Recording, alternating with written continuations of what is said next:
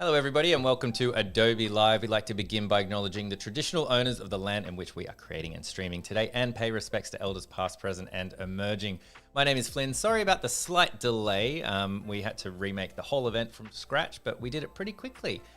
We are here for part 2 of our hanging out with Jeremy Lord. Scratchy shadows. I think we were talking about painterly, different sort of painterly style yesterday, switching our styles up. And changing and things like that. I am sitting in for Denise Chippendale as well. So I get to hang out with Jeremy. Hey, Jeremy.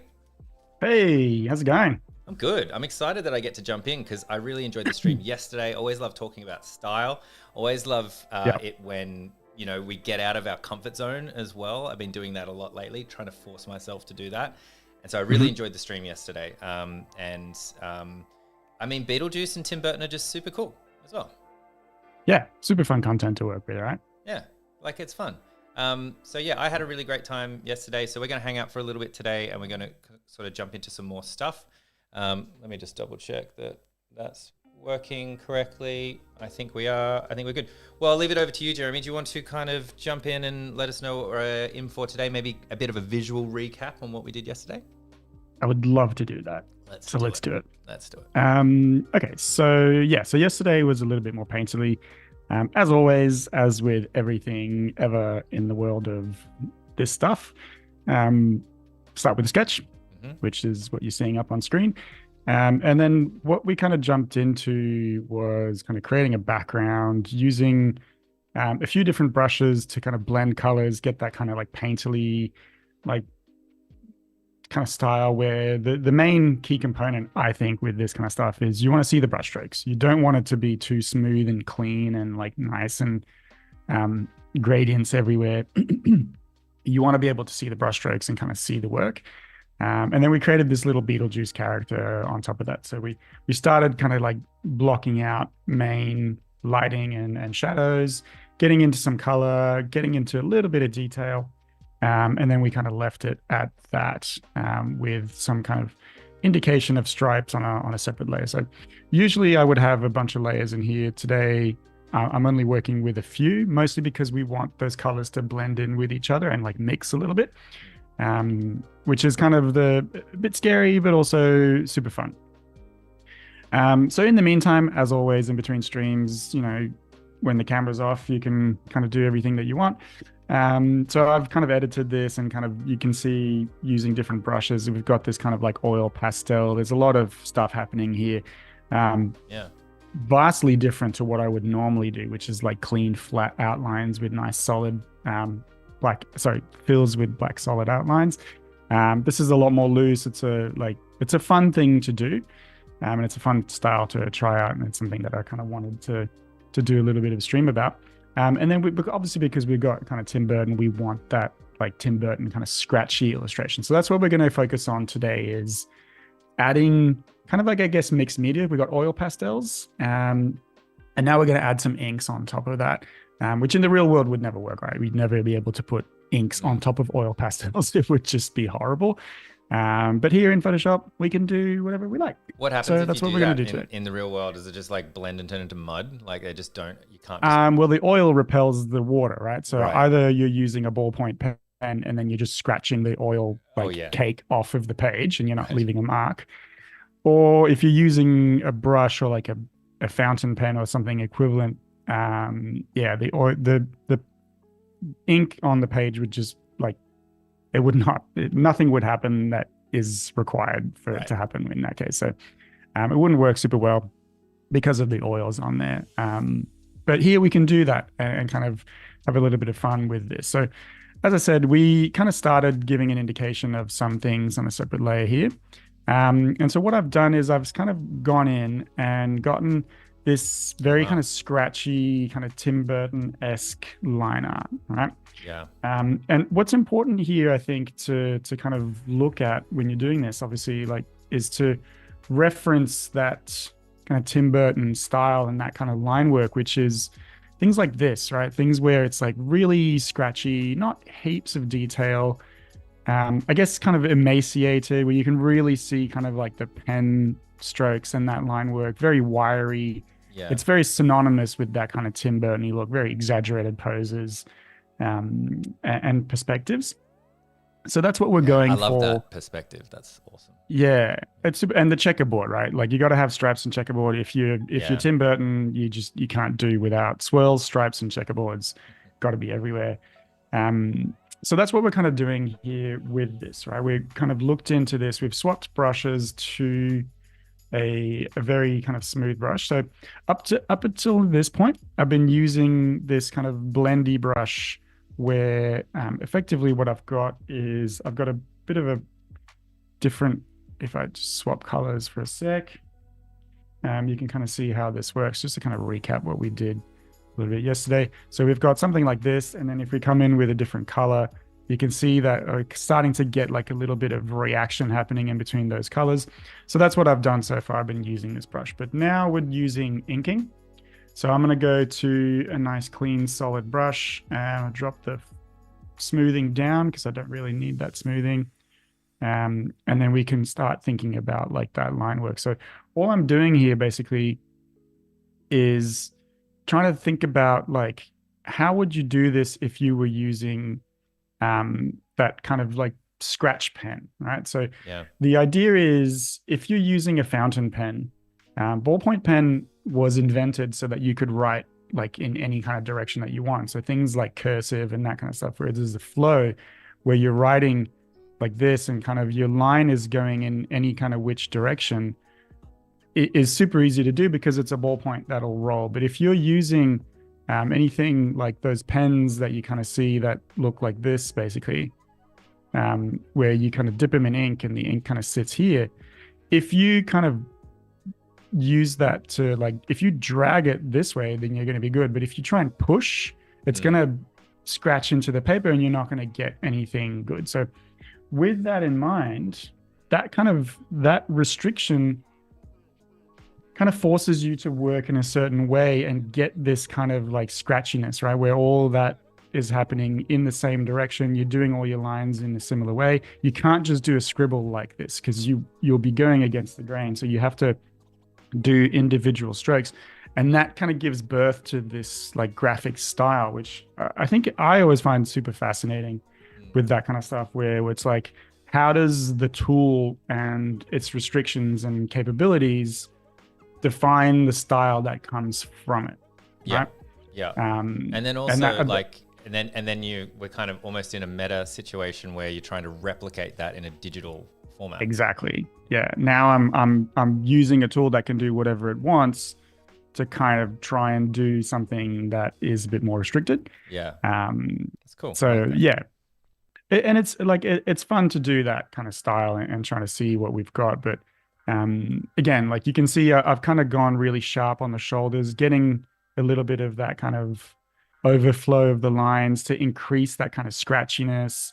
The hair has gone just kind of bonkers and just wild. And like, again, like I think for me, it usually tends to work in a little bit more of a kind of a cleaner way where like lines are closed and the artwork is like quote unquote finished. Doing this kind of stuff is difficult, but also super fun because it's a bit more freeing. And yeah, like this scratchiness texture on these stripes, right? Like again, you want to be able to see the pen strokes. You don't want something that's going to be nice and filled and clean like this. That's not the style that we're going for. So yeah, just a little bit of a kind of a quick rundown of how this kind of art style originates and what we're kind of doing with it in order to get that graphic style. And I think what's kind of fun with this as well is this idea that like this looks scratchy as hell, right? Like there's a lot of stuff happening in here, but at the same time, there's a lot of discipline happening in here. And we'll see this a little bit later on as well, when we start getting into things like cross-hatching and that kind of stuff, where you really have to stick to your guns and just be like, nope, this is how I'm doing it. It needs to have that graphic style. Yeah. Awesome. So I quite like also this blend of like the tightness of the ink line versus the looseness of the paint. I think those two things, it's like kind of like sweet and sour a little bit. It works super well, in my mind, at least. So we've got this Beetlejuice kind of sitting on his headstone. We've got some references as well for this, obviously. Like we looked at kind of the movie and kind of got some screenshots of that. and then kind of made that same pose and try to kind of get a different angle in there.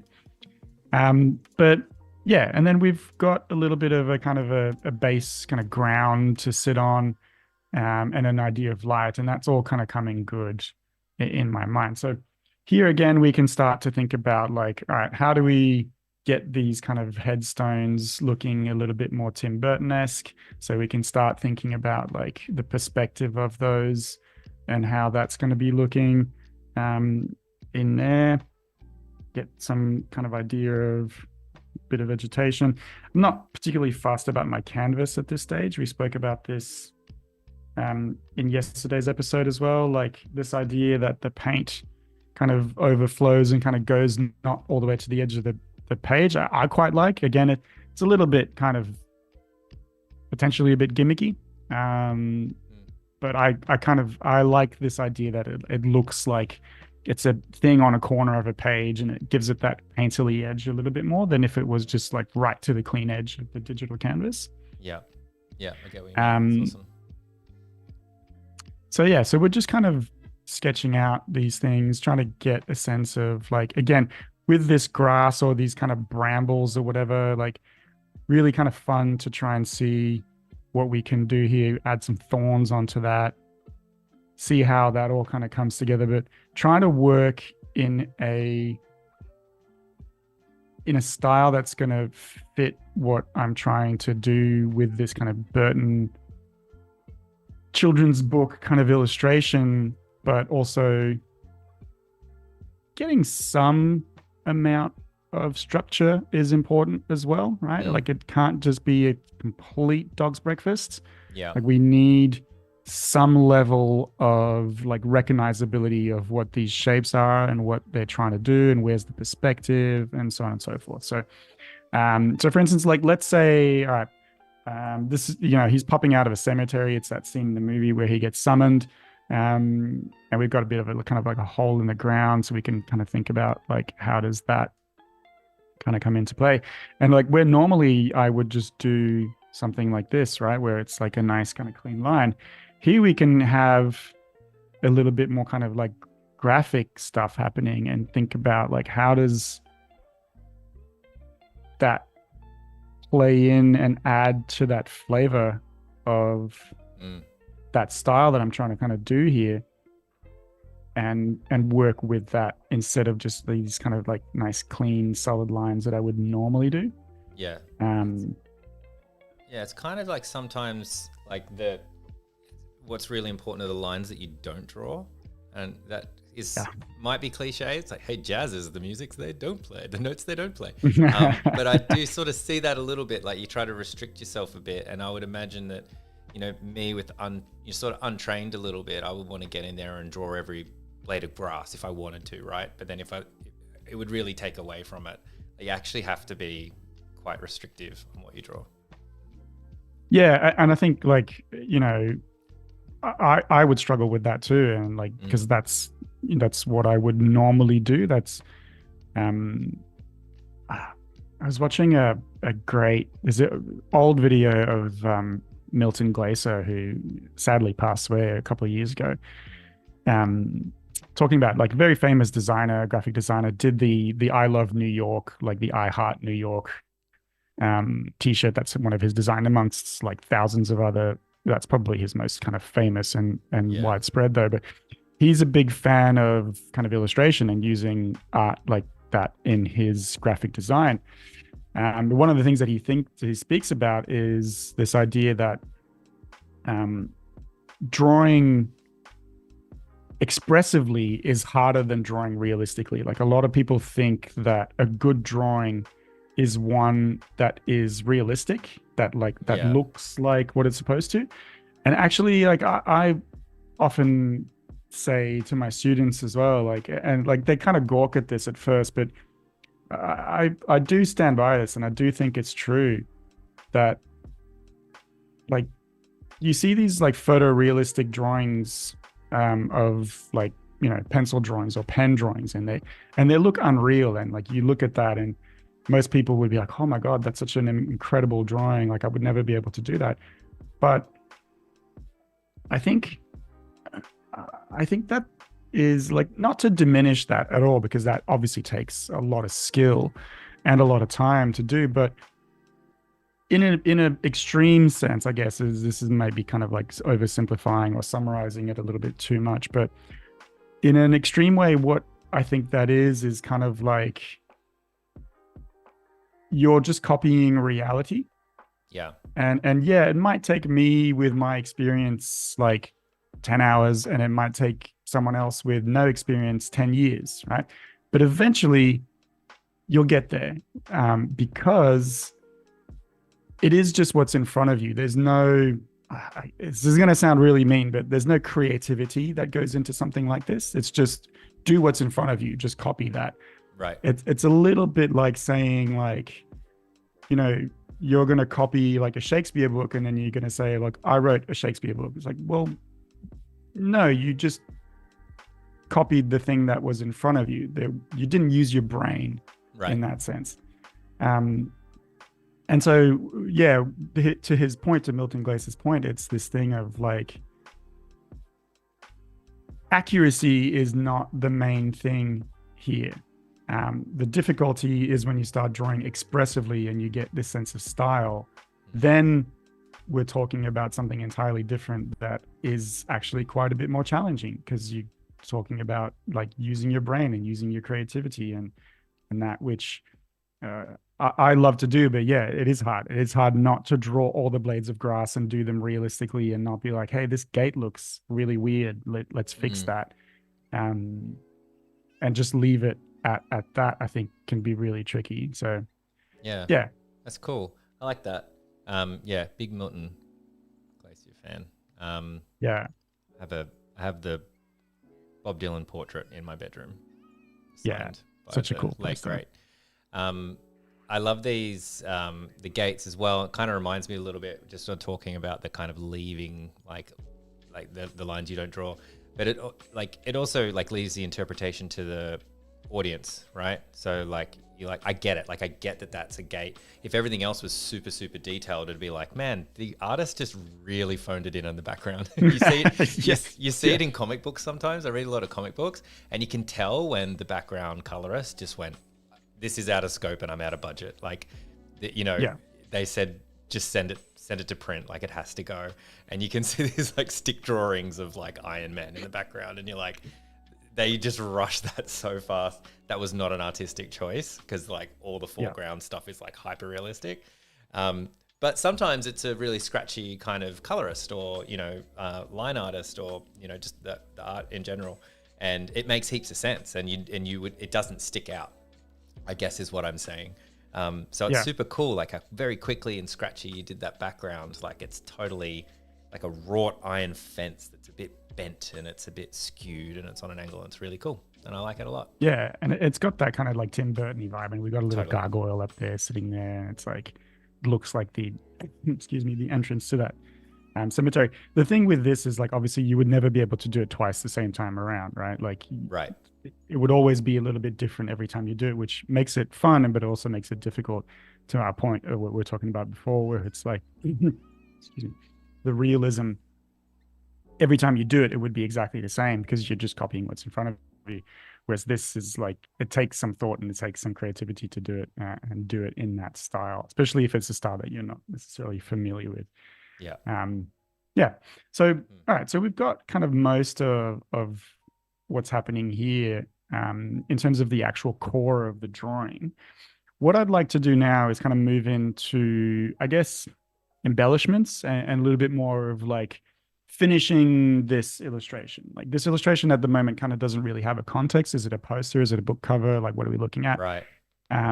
So let's start adding some, like, I guess, graphic design to this in that sense and see what we kind of end up with. So the first thing I want to do is potentially add a frame around this. And I'm going to also swap my background color to black, just so that it kind of fits the mood a little bit better.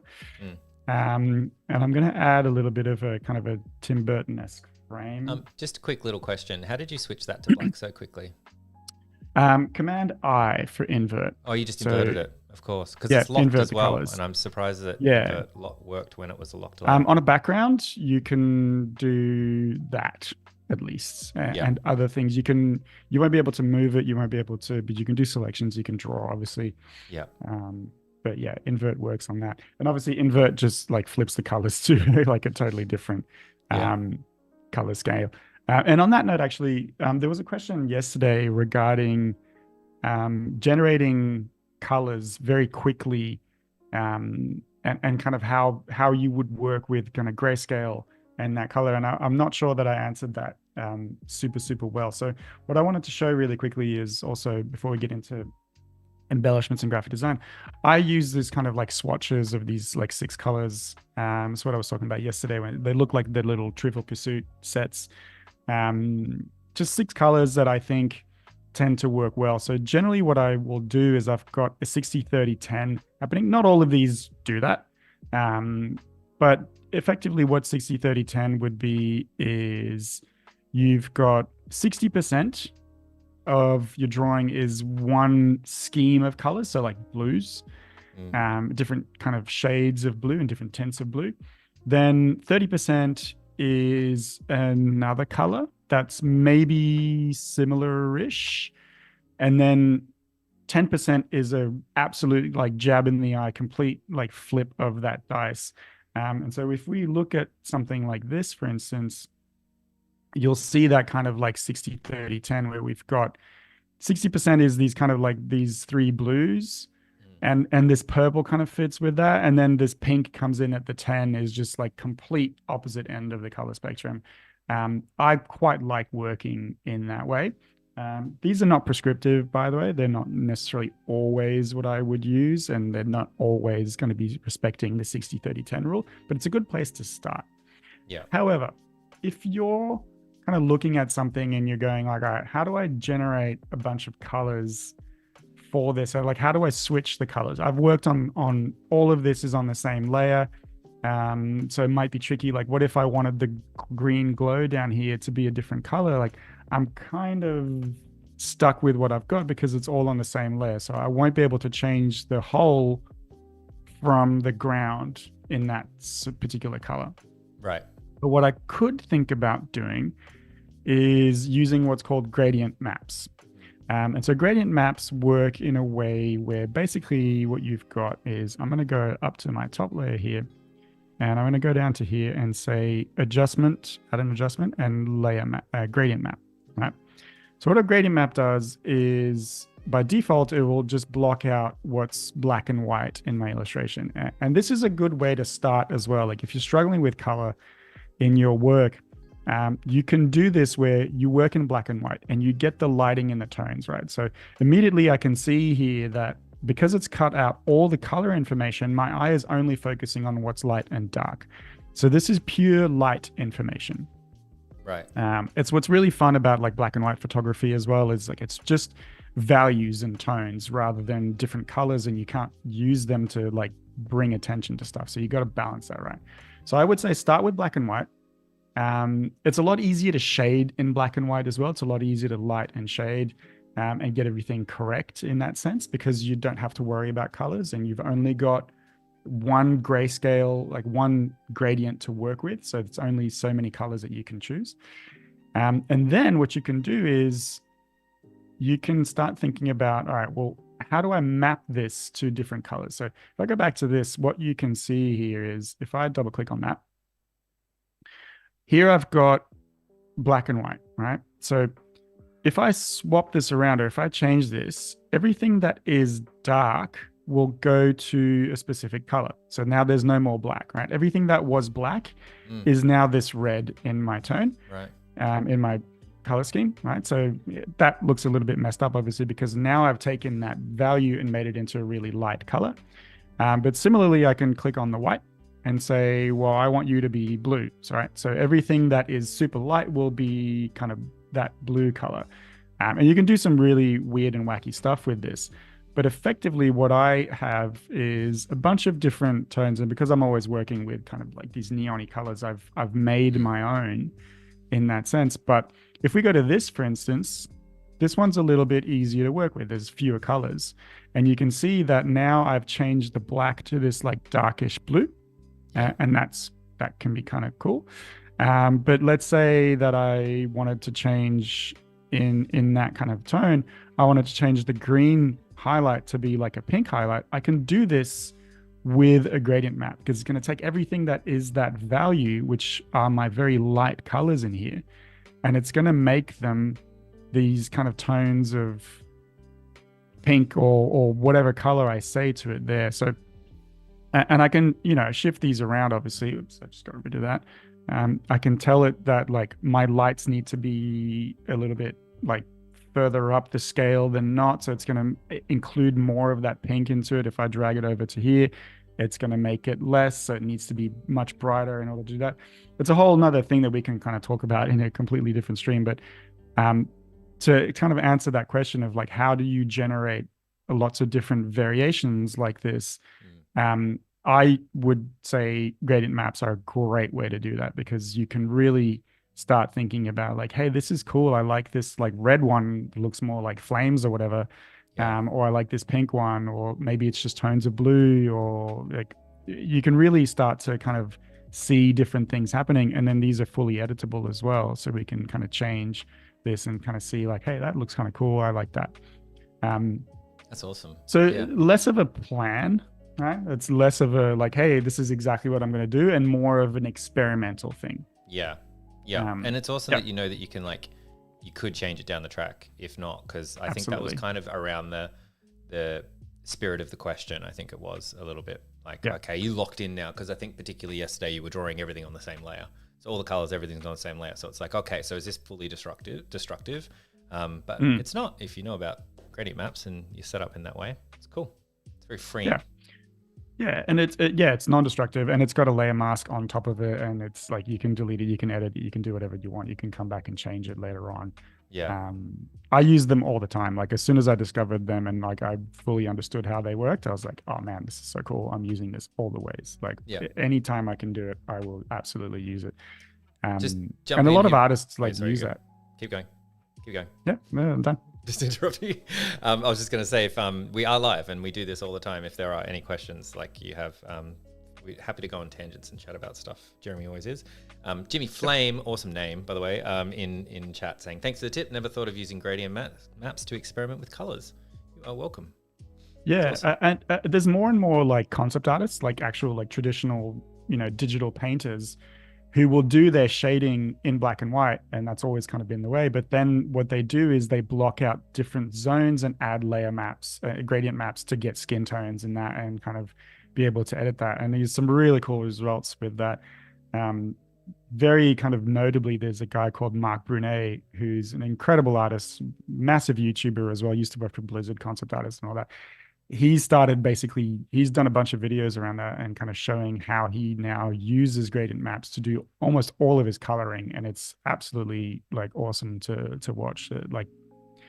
Gradient maps are absolutely just really quick on that, because there's a question I was going to ask you and then I already knew the answer, so I didn't bother. But when you say that, does he or do you ever like draw monochrome, like draw in black and white and then just apply the gradient maps, or do you always start with the color first? I would usually start with a color, but I have tried that exercise of like, let's go black and white, grayscale. Yeah. And then let's try and do it with gradient maps. It takes a little bit more file setup, but yeah, it's an interesting way of working, and you get results that maybe you wouldn't have pushed into if you were like painting it the traditional way in that sense. Yeah. Yeah. That's awesome. I'm just looking at Mark Brunet's feed as well. Yeah. Awesome. There's a really awesome Dragon Ball one. Super cool. Definitely. I'll share that. He does he's super talented guy, does amazing videos. Like he also has a digital illustration course and everything. Like absolutely great teacher, somebody like I follow and look at all his YouTube videos. They're really, really good to look at. So amazing. Cool. Thanks for the tip. All right. So I've put in a little bit of a symmetry tool here. I'm going to draw this frame around this, and I'm just doing a vertical symmetry tool. I'm going to move that so it's kind of more in the middle of my artwork, not my page.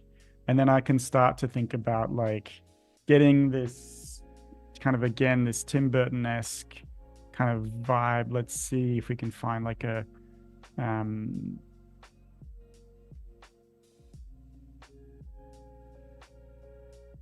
maybe for Christmas we'll have something like that potentially. I swear there was a old school kind of like, oh, this will be helpful for my type actually in a sec. So I'm gonna leave this up. I used to have an old school. This is back in the day. Obviously, I had a DVD, collector's DVD, where there was a nice kind of frame around the artwork on the actual DVD cover. So we're not going to be able to. It's a bit of a lost artwork, isn't it? Like some of those things, like the box art. You talked about Blizzard before, like the original box art. I think I've still got my original, like World of Warcraft, box art, and it's just how it wrapped around. It's like this whole thing of packaging almost FMCG, like almost fast-moving consumer goods, because it had to sit out on a shelf amongst the other games, had to convince people to buy it. But then it was also like the color and the characters, like so much that went into it. Like there was so, it's kind of a shame that we only ever see as little digital boxes these days. Yeah, totally. Not to get too nostalgic, but they're super cool. So this is just me like getting this frame in, and I probably could do this without the symmetry tool if I wasn't lazy. If we had a little bit more time, like it'd probably be better to do this without the symmetry tool because you'd get a little bit more of that organic thing. It wouldn't be repeated on either side. But the symmetry tool is a kind of a good one to use for doing stuff like this. What you could also consider potentially is doing this with the symmetry tool to lay down a rough kind of sketch idea and then come back on top of that with an actual drawing and then change it up on either side to see kind of how that would work. But yeah, for now I'm just going to use the symmetry tool because I can, and so that's what I'm doing. Nice. But yeah, getting this sense of like a kind of a Tim Burton-esque, very wiry kind of line around this, I think could work quite well. I'm not loving this bit in the middle here. This section I think probably needs to be redone a little bit. Yeah, really cool. Yeah, it's funny, isn't it, with the symmetry tool? Hey, I think the symmetry tool is now in Fresco as well for all the Fresco users out there. Correct me if I'm wrong, Johanna in chat. She's our Fresco guru, but I'm pretty sure. I ended up doing a bat down in the bottom. That was completely unintentional. Accidental bat. Accidental Tim Burton bat. Awesome. Who knew?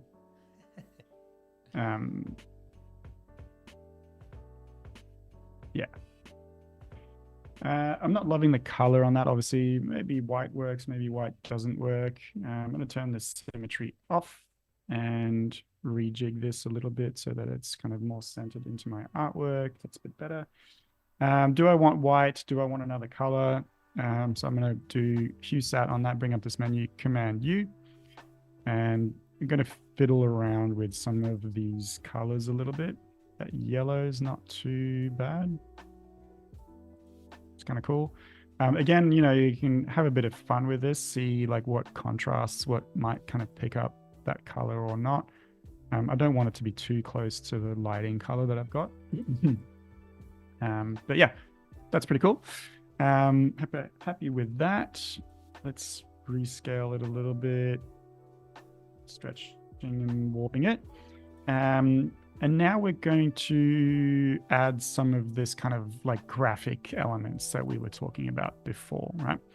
So this is where it starts to get a little bit fun. I'm going to add in a new layer here. And we can do different themes of kind of graphic shading, if you will. One of the main ones is cross-hatching. So cross-hatching is this, like your traditional cross-hatching is doing stuff like this, where you've got 4 to 5 lines and you just kind of draw them one by one. And obviously this takes a hell of a lot of time, but you get this very kind of graphic sense. And what it used to be, again, kind of in our theme of like the tool defines the style, is it used to literally just be a pen that was like a fork, right? So it had like this kind of thing, and then you would dip this bit in ink, and then you would do a mark with it, just like turn it every time. So you would get 4 lines drawn every time you do it. And it used to be this thing used on like scratch boards as well. Those like black scratch boards where you scratch it out and it leaves white underneath. It's a very graphic kind of way of getting the shading. Fortunately for us, there exists different kind of cross hatching brushes. So Carty Webster used to kind of do these brushes a lot, and they've done heaps and heaps of different kind of cross hatching styles and brushes where that has been kind of done for us. And so we can look at something like this, for instance. So here what we've got is if I start drawing, you can see that it's going to kind of do that and like spread it around for me a little bit. Now there's always, I think with this, there's always a bit of a caveat to say with these kinds of things, because this is fine and it will save me some time in some places, but in other places it will probably create more work for me than if I was just doing it manually, right? Because the idea that I'm going for here is I want this to be a bit of a gradient. So potentially have like this cross hatching, but like it thins out as it kind of goes up to add this kind of sense of texture and lighting in there. And I'm not really getting that with this like brush setting. It's either kind of very full or like I can see brush marks in there, and I don't really want that. And so there is this kind of fine line you got to navigate when you're doing this kind of stuff of, you know, how much time am I actually going to save by doing it with a brush versus doing it myself, where I get to choose exactly where these things go and like how much they kind of overlap. So obviously this is going to take me a hell of a lot more time, but I will have full control over just how much of a gradient I can create in that corner and still get that kind of like cross-hatching effect that's happening. I can just keep building this up and building this up, but I'm going to have a lot more say in how much the gradient effect happens when I'm kind of doing this. So yeah, we were talking about AI yesterday as well, and like, you know, this idea that like, is AI kind of going to be taking jobs and that kind of stuff. And like, this sounds maybe a bit corny, but you got to remember potentially also, it's not always just about efficiency, right? Like maybe it's also about enjoyment and like taking the pleasure to do the thing. And like in the time, yeah, it takes more time, but is it more kind of fun, more interesting? Yeah. And yeah, brush would save me some time here and it would do this faster, but maybe I enjoy doing this. Yeah. You know, like maybe this is enjoyable, and like getting that sense of like craft back into this is super fun. I always use this example of like Google Maps or any kind of like other map application like this. The default setting is always the assumption that you want the thing that's going to take you the least amount of time, right? You want the fastest route to the thing that the destination that you're trying to get to. And so that assumption is always there of like, you want the most efficiency.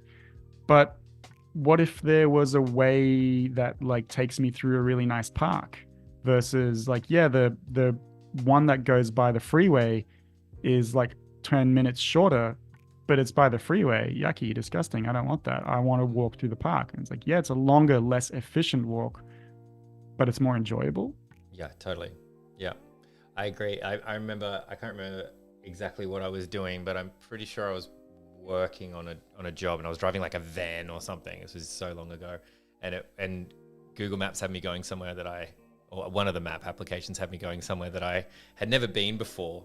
And it was just, it zigzagged me basically like all the way through all these back streets, and it was horrible. We had to like cross all these main roads like without lights and do all this sort of stuff. And I couldn't stop or anything or look at the map. But by the time I got there, I was like, there's no way that was the best way. And I realized what it had done and just tried to like, it saved me about 3 minutes apparently, and also stressed me out the whole time. I would have much preferred just drive an extra 5 minutes, but just sit on like one road and then cut back in on another road. And yeah, it would have been a better experience. I didn't need Didn't need the 3 minutes. Yeah, exactly. And it's just, yeah, it's that balance. So I think, yeah, the question with like AI, is it going to take our jobs and stuff, is more to the point, is like, maybe you like your job. Yeah. And maybe like doing it faster is not the main thing, the main concern here. Maybe you just want to do it because you like doing it. Yeah, totally. Yeah. Okay, so let's add another kind of layer here. So we've got these like swirls that I've drawn in with a big brush, and now we can start thinking about like doing the same thing again. And again, this is going to take a lot of time to get this done correctly and like get it to look that way, because it's just going to take a lot of like scratching time to do it. But it's going to have a really cool impact. And I might actually just do this on a smaller one so we can move into type before we run out of time.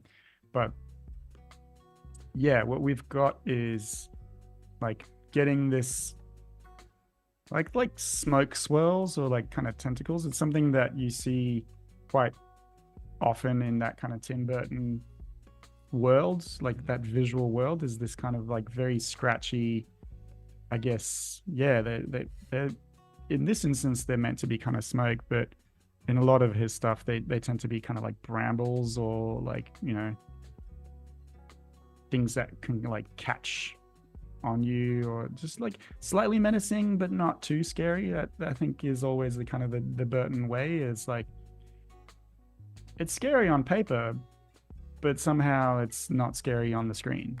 Yeah. And so yeah, so again, like this kind of stuff is gonna make a little bit of kind of a little bit more texture, a little bit more kind of style come through. We're gonna get that Burton flavor from this, and that's things like this are going to carry that weight a lot. Yeah, it reminds me of Day of the Tentacle. Do you ever play that game? No. It's like a LucasArts like DOS based PC game. Oh my god, you're reminding me of it so much.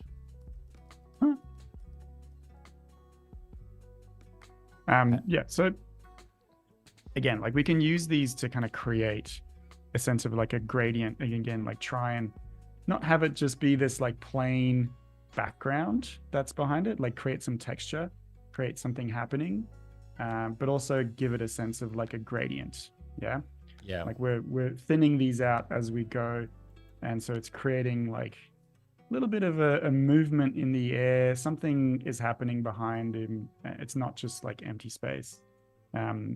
I think there's something quite kind of fun about like doing these kind of things. Again, takes a little bit of time, but I think quite worth it if you do it correctly. So let's talk about type and try and sort of wrap this up and finish with some type. So let's go in, and I'm going to make a layer called type sketch. And what I do with type whenever I'm kind of doing this, obviously I want like hand-drawn type here, right? It's like going to be absolutely mandatory for me to do this with hand-drawn type. I'm not going to just use a font because the rest of the illustration fits with that. It's like trying to find a font that's going to fit perfectly it's going to take too much time. So I'm going to use this and just going to go block out a basic shape first, right? Of where this type can go, like, and what's the space I can use. So I would think like I can use this space. I could potentially go vertically and go down here. I could think about this space, but I've got a lot of information down here, so that's not going to be great. I do have those swirls there, but they're just background stuff. They're not hugely important. Right. So that's going to be the overall shape of my text, is going to work with this block. That's what I'm going to go for. Potentially have like, you know, directed by Tim Burton or something down here. That's what I like to start with, is like, where's my type going to go? What space is it going to occupy? Then I can go in with that and start thinking about, okay, cool. Once I've lined that up, I can go in and just do a rough, very quick and rough sense of where my letters are going to go. and how I can kind of jumble them up. I like to do this quickly so that, again, for the same reasons, I don't get bogged down in detail, and like happy accidents might happen where that L or that T might go further down, or maybe the B needs to come further down in here and kind of get something weird happening. There's always going to be something kind of more interesting. And obviously, it also means that I know that my type's going to fit, right? Like, nothing worse than getting to the end of like doing this and realizing like, oh man, I didn't leave enough space for like the E or whatever. And it's like every hand painted sign that you see all the time. Yeah. Got to plan ahead with these kinds of things and see where this works and how it kind of comes in. Just by the way, this is looking super cool. Haven't really jumped in to sort of say that, but yeah, it's really awesome. Clarissa in chat saying this is amazing as well. Yeah, so cool. I might also just do some tweaks to this. So let's say like I want a little bit more perspective potentially. So let's start kind of messing around with that. Is this the mesh warp tool? This is the mesh warp tool, where we're getting some more kind of like, I'm literally just laying down the map for how my text is gonna work with this, right? And because the title is Beetlejuice twice, I need another one. So the other one couldn't do it 3 times though. You couldn't do Beetlejuice 3 times. That's where all the trouble starts. Don't want to jump the gun, although hopefully that will be what will be happening. And then we can put a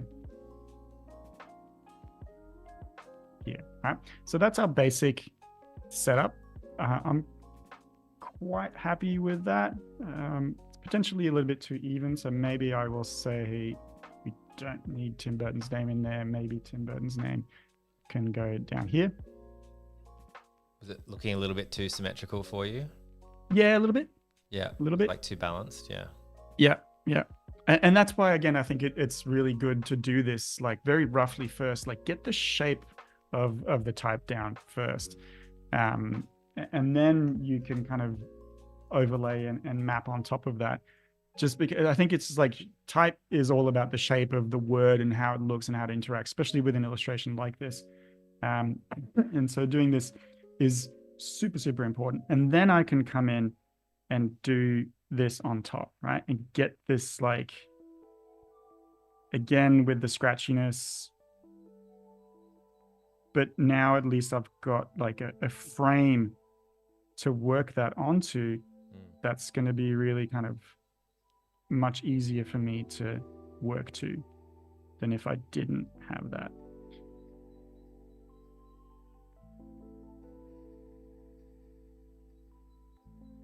Yeah, it's cool. Hey, we've only got a minute left.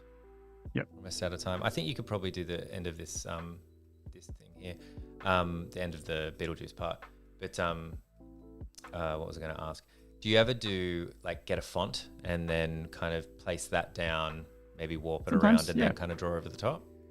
For sure. Yeah, for sure. Especially like I work a lot with like Japanese characters. Yeah. And so in a lot of instances, I will do something like that where it's like put down the thing, warp it, perspective warp it, or whatever else I need to do to get it to fit correctly. Yeah. And then kind of go over it by hand. Yeah. And try and kind of fix it all up that way. Cool. I'm doing this really fast because I also want to get a little bit of like, that's pretty cool. Awesome. But let's get a bit of, gonna get some spider webs in here. It's definitely time to, I'll say our goodbyes as we're doing this because we might get cut off, but thanks everyone who is watching live and watching on demand as well. Hope you really enjoyed it. And thanks for some of the questions that we had come through, and big thanks to Jeremy. You can go to his website, jeremylord.com, or check him out on Instagram. I think it's jeremylord_. I think that's your @. But you can find it. Yeah. You can find it in the description down below, and you'll see this is quite a departure from his traditional work, which we always love to see. So. It's really cool. Yeah. But yeah, thank you, Jeremy. Thank you so much for joining us. It's been awesome. Look at that. Pleasure. Look how cool that looks. That's amazing. Yeah, it's a bit of a kind of like children's book fantasy stuff, but yeah, always super fun to work with. That's awesome, mate. Well, thank you very much, and we'll see all of you next week on Adobe Live. Bye. Thanks, mate.